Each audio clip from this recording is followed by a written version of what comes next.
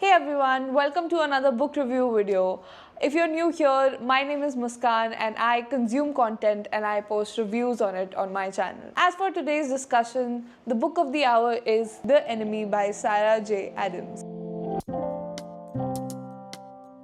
In today's video, I'm going to review a book that I ordered by accident. So I recently read my first Christina Lauren book. It's called Love and Other Words. And to be honest, I wasn't the biggest fan of this book, but I've heard so much good stuff about Christina Lauren books that I wanted to give it another try and order a couple of more. And when I was doing that, I accidentally ordered this instead of The Honeymooners by Christina Lauren. I don't know how somebody makes a mistake like that, but I did, and now I have to pay for it. Okay, so let me tell you a bit about this book without spoiling it. Those of you who have not read the book and are planning to read it, I'll give an overview of the book and what's it about. As you can see, the name of the book is The Enemy and it's from the rom-com genre. So, of course, it is an enemies to lovers story. So we are following our main character June, who's in her 30s. She's running her own donut shop with her best friend Stacy. We get to know that she had this frenemy in high school called Ryan, who's a very good friend of Stacy's fiance. But since June and Ryan ended high school on a bad note,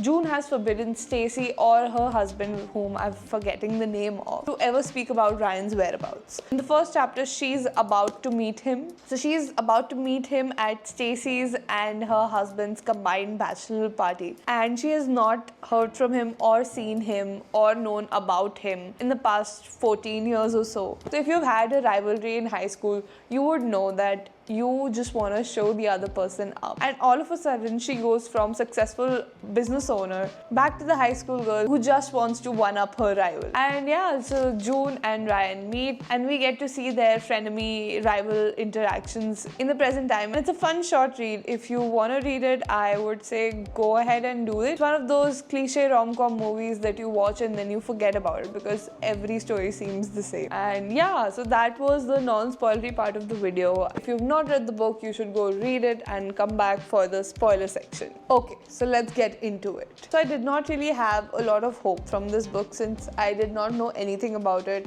when I ordered it accidentally. But I didn't think it would be so unimpactful that I would just get bored reading it. It's really one of those early 2000s rom-com Hollywood movies that were just the same story with different pretty faces and a little other twist to it. June and Ryan's story was super cliche. I mean, they haven't spoken to each other in 15 years. And of course, Ryan has been pining for June all these years. June did have a little complexity in her character, which was that her ex-fiancé cheated on her 5 years ago and then she became a one-date woman. She would not date anybody past the first date. And yeah, I think there was a lot of juice there. Sarah Adams could have gone into a little more complex emotional problems that somebody who has been cheated on face, but I think maybe the mood for the book was not that. I don't think Sarah intended a lot of emotional involvement in this book, which was exactly the result. I mean, I read through it, it took me a lot longer than it should have, considering it's very short. You know, where in rom-coms usually there is a little calm period and then there is a little exciting period and then you're building up to something that will be the emotional complex problem that the main characters are facing. And then they will overcome that and then finally they will be together. And that curve was totally flat here.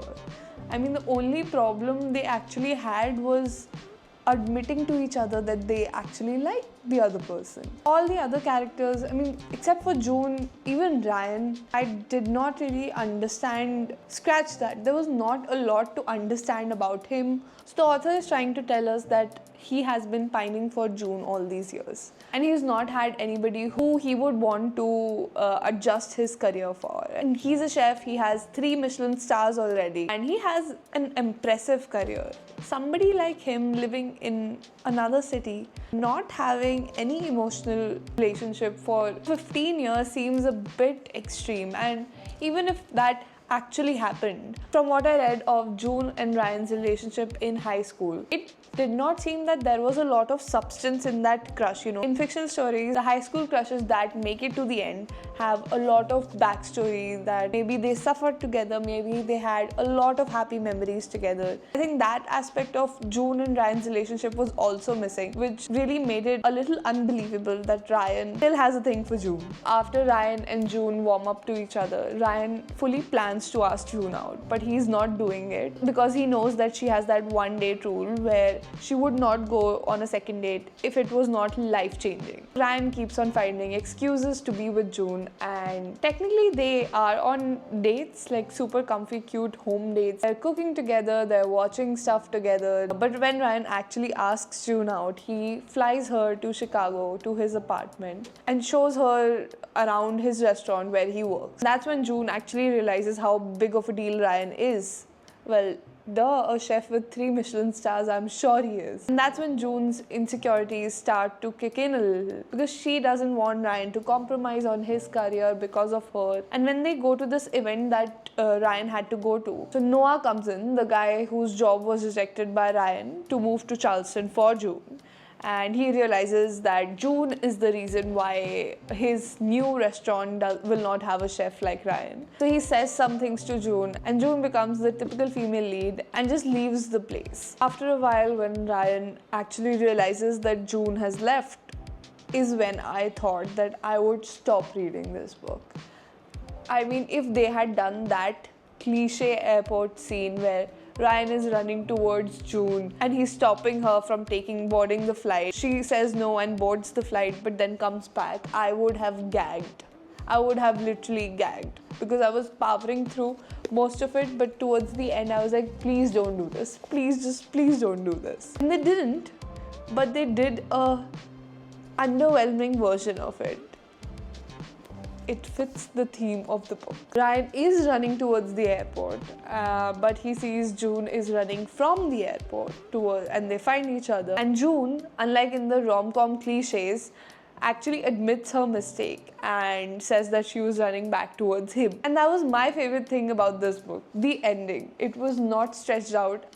I was really scared that it will be stretched out and I would have to go through all of it. But thank God it was cut short and I was put out of my misery of this very, very underwhelming rom-com book. And I'm really sorry if any of you guys love this book. Really, it is actually a lot better than a lot of rom-com books out there which have a lot of problematic stuff in them. The reading experience of this book was so underwhelming. I mean, at a point I was actually scrolling instead of reading the book, and I don't really do that. I hate mindless scrolling, but this book made me do that. So yeah, I'm happy it's over. I don't think I will be picking up another Sarah Adams book anytime soon, until and unless somebody has me on gunpoint. So I ended up giving this book a 2 stars out of 5. I don't think the story had a lot of substance, but at least it was cute, happy and unproblematic. So that's why it gets 2 stars. So that was my review of the book, The Enemy. Thanks for watching. And I am sorry I put you through this rant of mine. But if by chance you had fun, don't forget to like, share and subscribe, and stay tuned for more book reviews and rants.